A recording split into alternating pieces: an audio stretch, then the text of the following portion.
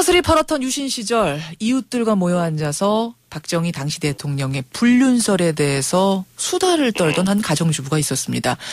그런데요, 이 주부는 단지 이런 소문을 냈다는 이유만으로 수사관의 긴급 수사를 받고 감옥에 갇혀버립니다. 허위사실 유포 금지라는 긴급조치 9호에 걸린 거죠. 그리고 37년이 지난 2014년 3월 31일 바로 엊그제 무죄를 선고받습니다. 그 주부, 이제는 70이 넘은 할머니신데요. 도대체 뭐가 그렇게 억울했길래 당사자와 억울했기에 37년이 지났는데 재심을 청구해 무죄까지 받았을까요? 가족들이 느낀 고통이란 건 또 어느 정도였을까요? 오늘 할머니의 가족 한 분을 연결합니다. 남편분이세요. 익명으로 연결을 해보겠습니다. 김 선생님 나와 계십니까? 예. 할머님은 지금 그 당시 기억을 떠올리는 것만으로도 아주 힘겨워하신다고요. 그렇습니다. 그야말로 참 있었으나 안 될 그 시대의 그런 분위기에서 정말 희생이라고 그럴까. 예. 할머님이 워낙 힘들어하셔서 저희가 이제 오늘 남편, 그래. 할아버님을 연결했는데, 할아버님은 올해 연세가 어떻게 되세요? 내가 76이에요. 39년생입니다. 39년생, 예. 그래요. 37년 만에 무죄 선고를 받은, 무죄를 인정받은 소감이 어떠세요, 할아버님? 나는 그렇게 생각해요. 이거는 당연히 이런 재심을 하면 무죄가 될 거라는 확신은 갖고 있었어요. 그래가 이제 집사람이 그만큼 마음을 편하게 가지고 있으니까 내가 그게 너무 행복한 거지, 나도. 이제 억울한 거 털어버릴 수 있구나. 이제 털어버렸다 해서 그렇지. 행복해하세요. 예, 그렇습니다. 예, 그렇군요. 예. 사건 처음으로 좀 돌아가 보죠. 그러니까 도대체 37년 전에 우리 아내분께서 어디서 무슨 얘기를 하신 건가요? 어디서 무슨 얘기를 한 게 아니라 어느 날 갑자기 수사관이 찾아와가지고 사모님이 이런 정아무개 집에 가서 그런 불륜설이 나온 거를 어디서 누구한테 들었습니까? 하고 물었어요. 예. 그러니까 집사람은 1년 전 얘기니까 도저히 기억을 못했어. 누구한테 들었다는 그 자체를. 그래가지고 내 기억이 안 난다 이 말이야. 그랬더니 그걸 갖고 집요하게 기억을 해내라는 게 본인은 기억이 안 나니까 당연히 기억이 안 난다고 했는데 그래서 나중에 그러면은 사무실로 오라 그래가지고 거기서 한 소리가 담당 수사관이 뭐라고 그랬는 게 아니라 이게 만약에 여기에서 사모님이 기억이 안 난다고 하면은 이건 대통령의 어떤 어른에 대한 유언비어를 날조하고 유포했다는 그 죄를 면치 못합니다. 얘기를 그렇게 말하니까 집사람은 당황했지. 그것도 상대가 어떤 자연인도 아니고 엄청난 어른을 갖다가 그렇게니까. 그럼 내가 어떻게 해야 돼요? 내 기억이 안 나는데 그러면은 제가 이 얘기하는 대로 하십시오. 이래가지고 하는 소리가 막내 동서한테 얘기를 들었다고 하십시오. 막내 동서한테 얘기를 들었다고 얘기하면 당신은 여기서 풀려납니다. 납니다.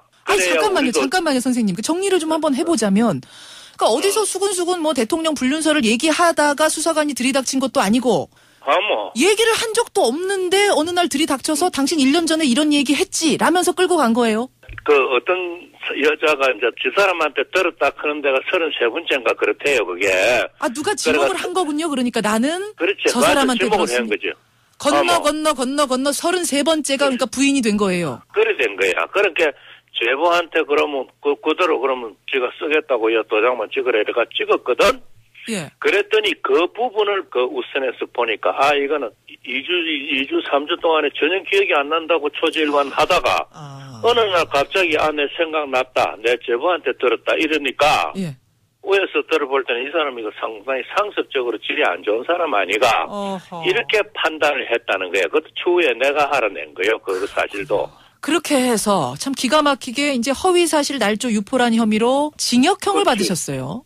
그때 1심에서 그게 구형이 7년인가 나왔고 3년의 실형이 떨어졌지. 잠깐만요. 근데요, 이게 이 아내분께서 그런 소문을 낸 적도 없지만 설사 냈다고 하더라도 이게 무슨 어디서 글 쓴 것도 아니고 공개적인 장소에서 많은 대중한테 연설한 것도 아니고 그 주부들끼리 그러니까 수근수근 거렸다는 거잖아요, 지금.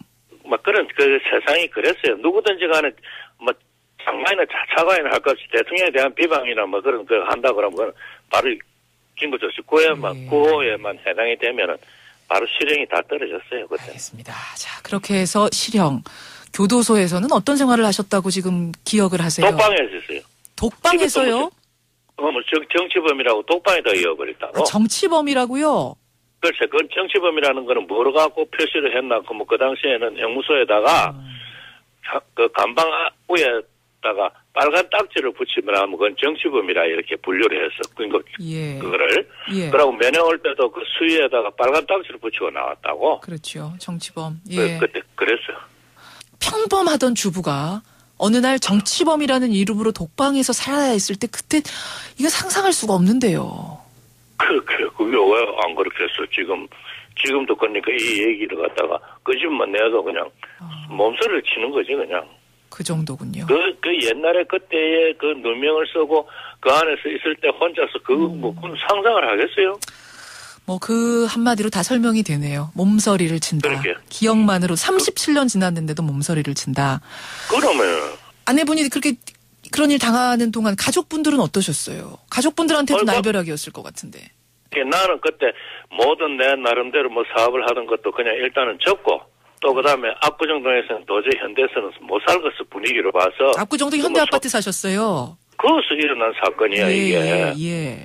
뭐 도저히 못 살고 또 사업도 막 그러고 또 그래 되면은요. 그 직계 가족에 한해서는 내가 해외 출국을 하든지 뭐 출장을 가든지 이러면은 반드시 관할 경찰서 정보과에다가 신고를 해야 돼요. 우리 집을 떠날 때는. 그래가 또 갔다 오면 또 왔다고 신고해야 돼요. 그런 이 피해가 참 말을 못하는 거지. 그 다음에는 나도 그 한 기간 동안은 조금 사람이 기피증 비슷한 게 있었어요. 대인 기피증까지.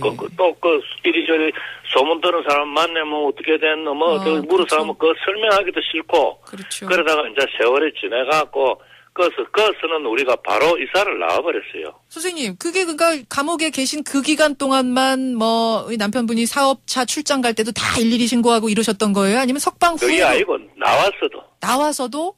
거기 전두환 대통령이 되고 나서 예. 긴급조치구호를 이제 없애고 나서는 거의 자연히 다 나도 해제됐지. 그때까지 그럼 계속해서 다 감시받고 그렇습니다. 신고하고. 거기에 죄명을 쓴 가족들은 다 그랬어. 뭐든지 할 거 없이. 그렇군요. 예, 이게 이제 김 선생님 가족만의 일이 아니라 그 당시 많은 사람들의 이야기이기 때문에 저희가 이렇게 맞아. 오늘 한번 되짚어보는 건데요. 37년이 그렇게 지났는데 어떻게 재심 청구를 해야겠다 생각을 하신 겁니까?